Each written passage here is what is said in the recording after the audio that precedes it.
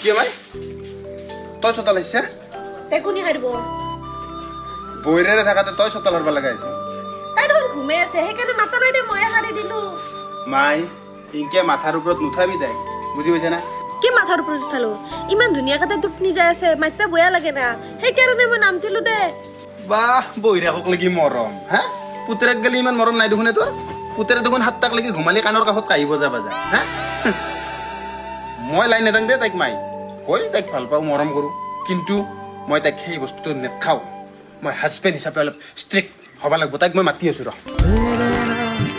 ৰবা নাম দিবি তাইক হাৰি পেলি নিজে উঠব দে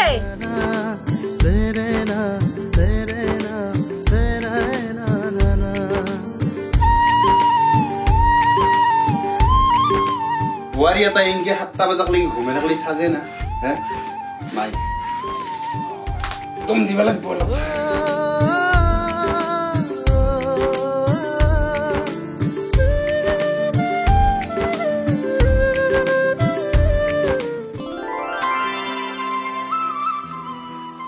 দম দিম বুলি আহিছিলো কিন্তু ইমান ধুনীয়াকে টোপনি যাই আছে তাই মাতবাই ভাল লাগে নাই মাথাৰ ওপৰত উঠলে উঠলা চাহখিনি ময়ে বনাম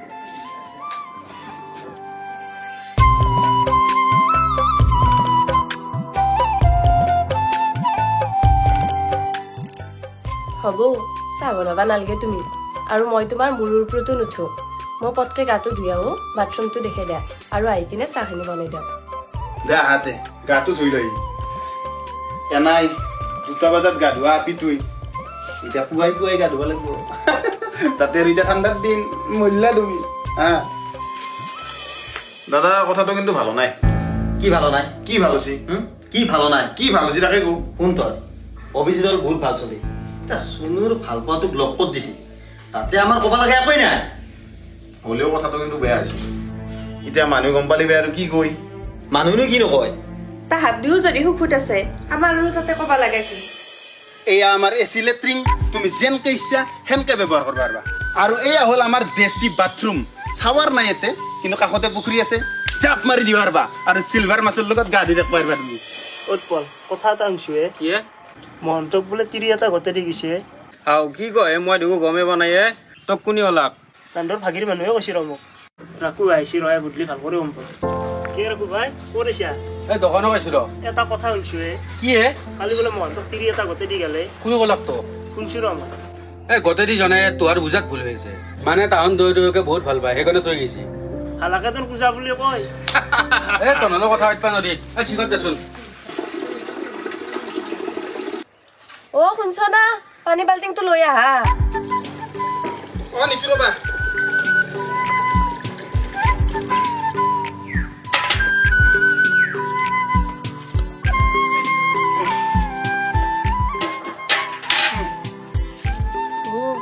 খাচ চাবনে আছে দেখোন বেলেগ চাবন নাই নেকি বেলেগ মানে হেৰি ভীম চাবন আছে পাগলা হৈছে নেকি ভীম চাবা দি গা দিম নেকি লাগ চাবন না মই নাজানো না বিয়াৰ পিছত যি লাখ চাবন লাগে আজি কিবাকে খাচ চাবন দিয়ে মেনেজ কৰা কালি আনিম দে লাখ চাবন আৰু ইয়াতে দেখোন আকৌ পৰ্দা চৰ্দা নাই আনা কিবা এখন পৰ্দা ৰবা মই ব্যৱস্থা কৰি আছো ৰবা 2 মিনিট অ মাই হা হেৰি পুৰাণ চাদৰ আছে নেকি তোৰ কি কৰা পুৰাণ চাদৰ এই বাথৰুমত পৰ্দা কৰি দিবা লাগে বা অতদিনে বাথৰুম ভাল নকৰলি আজি বাথৰুমত পৰ্দা লগা আছি নতুন কইনা না লাজ কৰে তাই ইনকে গা ধুবা ইটা হেলাখান বাদ দি বিয়া কৰিছা কামৰো এটা মাথা মাৰ কাম কৰিম দে আকৌ টেনচন ল'বা নালাগে এতিয়া ক'ত আছে তোৰ চাদৰ দি পুৰাণ চাদৰ আছে যা গলি ঘৰত তাতে এখন দে অ শুনছি না কিয়া চুনুৰ হাতটো বয়া নহয় দিয়া কালি মই ফোন কৰিছিলো নহয় কথা বতৰা গোটাই ভাল অভিজিতৰ মাক না মন্তৰ মাক তুমি আৰ মোহন্তৰ মাকা হয় নেকি ভাল কথা তাৰ যদি ভালকে চলে ভাল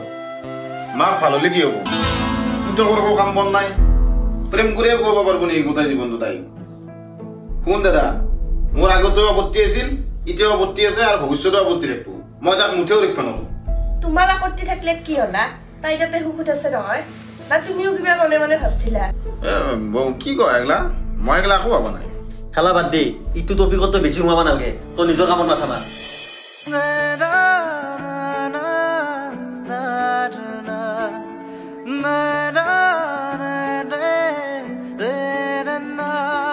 পর্দা একদম জিলকা পর্দা দিছো, ফুলও আছে পর্দাত, বাথরুম একদম জিলকি থাকবো। বিন্দাস গাতো এটা। ওরনি ওরনি নাশে ওরনি রখ লাগবো নাকি? নালগি যাও। দেখ শুনছ মহন্ত বোলে তিৰি এটা গোটাই লাগ বোলে। শুনছো ৰবা কথাটো। তুমি একবাৰ চাই আহিবাচোন। যাম ৰবা আজি। মই অলপ বজাৰ কৰি আহো। যাম। এইবাৰ সিহঁতৰ প্ৰেমত নজৰ পৰিল সমাজৰ। গাঁৱৰ মানুহৰ মুখে মুখে কেৱল সিহঁতৰে আলোচনা। তাৰপিছত বাকী শুনো মহন্তক পাই কেনে লাগছি পিছে? ভালে লাগছি দা, ইমান দিন আশা কৰি আছিলো, এতিয়া ওচৰত পাইছো, বেয়া লাগব না আৰু? ইটা ৰাখো ভাই, এৰ পিছে পিছে চাইকেল লৈ ঘুৰি থাকিব নালাগে আৰু ঘৰতে পাইছো। আৰু তইও হাঠিনী দোকানৰ মাথা মাৰ আনিব লাগব। পিছে ৰাখো আমাৰ ইয়াৰ কাৰণে এটা কাম চাম চাবা, যিহেতু বিয়া বাৰু কৰাইছি ঘৰখনতো সি চলাব লাগব না। খুৰী মই নিজে কাম পোৱা নাই, ইয়াৰ কাৰণে আৰু কিনকে কাম চাম? দে হ'ব দে, নালগে কাম চাবা, তই কিয় টেনশ্যন লৈছা? মই মাথা মাৰি আছো না কিবা এটা। যা চাব কি আমাক লাগি না। মহন্ত গধূলা বিচাৰ আছে যাবি? কিহৰ বিচাৰে? কিহৰ বিচাৰ? বেলেগত তিৰি এনে ঘৰত সোমাই দিছা তই? গধূলা কামবোৰা ঘৰত বিচাৰিব যাবি কথাকেইটা। এনেকে হলে গাঁৱৰ পৰিৱেশটো বেয়া হৈ যাব।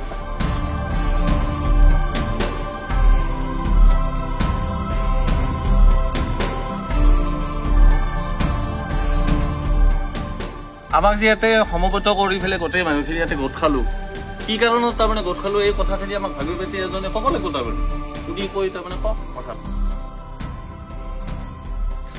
মই ক'বলৈ মই বহি পেলাই কৈছো যেনিবা, আমাৰ এই মহন্তই এই ছোৱালীজনীক ভাল পায়।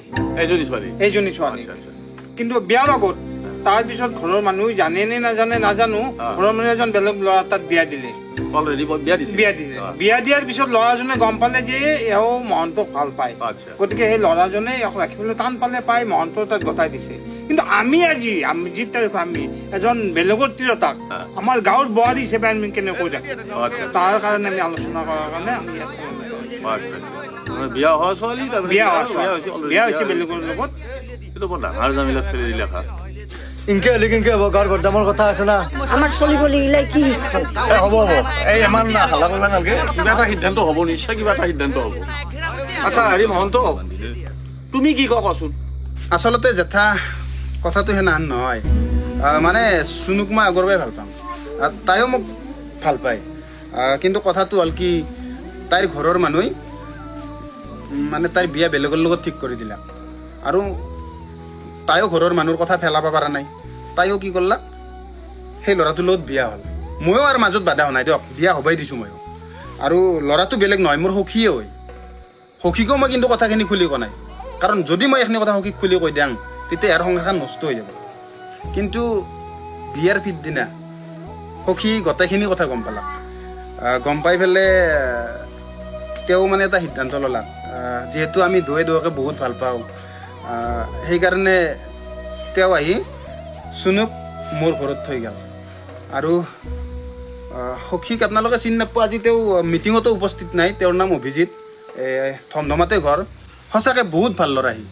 আজি তাৰ দৰে ল'ৰা আছে কাৰণে পৃথিৱীত মানৱতা জীয়াই আছে। সি বুজি পাইছে প্ৰেম ধ্বংসৰ কাৰণে নহয়, সৃষ্টিৰ কাৰণে, আৰু সেইকাৰণে আমাক সি লগ কৰি দিছে। আৰু মই ভাবোঁ আপোনালোকে ইয়াতে বেছি আপত্তি কৰিব নালাগে। আপোনালোকে হয়তো নিবিচাৰে যি প্ৰেম এটা ধ্বংস হওক, মই আৰু কি ক'ম আৰু এইখিনিয়ে আৰু। আচ্ছা তোমাৰ কথাখিনি বুজি পালো নিশ্চয়, তোমাৰ যিখিনি কথা আমি ভালদৰে তাৰমানে বুজি পালো। কিন্তু কথা হ'ল কি, একপক্ষীয়ভাৱে আমি চিন্তা কৰিলে নহ'ব নহয় কথাখিনি। গতিকে আমি তেওঁৰ মুখৰ পৰাও তাৰমানে কথাখিনি শুনিব লাগিব যে এই কথাখিনি সত্যতা কিমান। আচলতে এওঁ কোৱা কথাখিনি সম্পূৰ্ণ সঁচা। আমি হালা নাজানো, আজি ইনছে কালি বেলেগে আনিব, আমি সেইটো মানি নলওঁ। ইয়াৰ এটা উচিত শাস্তি হ'ব লাগিব। যদি আকৌ শাস্তি আনিব, ভৱিষ্যতৰ পৰিস্থিতি কি হ'ব? তই ভৱিষ্যতৰ কথা চিন্তা কৰিব নালাগে, নিজে ক'ত মাল খাই পৰি থকা ঠিক নাই। এই কথা ভাল কৰি ভাবি মাল খাব বাৰু, বেলেগত তিৰি আনিব জনাই। তোৰ টকা কোনোবা তিৰি আহিব নেকি? তাক কেনাই দেখি ককা বাবু, তোক কেনা দেখি হ'ব তোৰ এতে হাল্লা কৰিব নালাগে, কাজিয়া কৰিব নালাগে। এটা সমস্যাটো সমাধান কেনেকে কৰিব পাৰো সেইটো কথাই চিন্তা কৰিব লাগে। নহয় ভিনাকো অলপ কিবা ক'বা দিয়া হ'ল নেকি?